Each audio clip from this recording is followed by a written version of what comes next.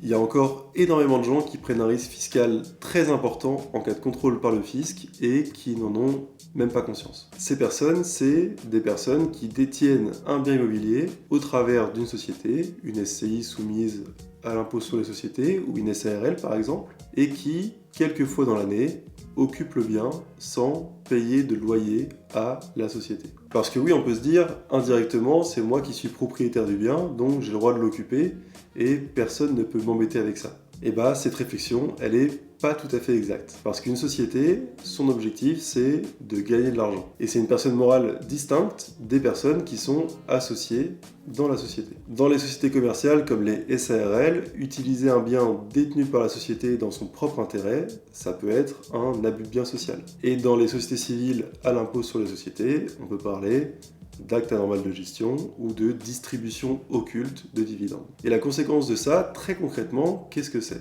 Eh bien, si une personne utilise un bien détenu par une de ces sociétés sans payer le loyer, on considérera que le fait de ne pas avoir payé le loyer, cette économie de loyer, c'est un gain pour lui, et ce gain, ce serait un dividende distribué de manière occulte. Donc que peut faire l'administration fiscale ? Elle peut dire ces dividendes ont été distribués indirectement et donc ils sont imposables pour cette année, ils sont imposables pour les années précédentes où l'occupation du bien a eu lieu et comme l'impôt des années précédentes n'a pas été payé à l'heure, elle peut appliquer des intérêts de retard. Et donc au final, en cas de contrôle, la note peut être très salée. Donc si vous souhaitez acheter une résidence secondaire et la mettre de temps en temps en location, par exemple en Airbnb, eh bien avant l'acquisition, quand vous réfléchissez à la détention, société, détention en direct, quel type de société, et ça en tête surtout si vous comptez utiliser ce bien dans votre seul intérêt, par exemple pour y passer des vacances. Dis-moi en commentaire si tu connaissais ce risque pour la détention de biens immobiliers au travers de sociétés,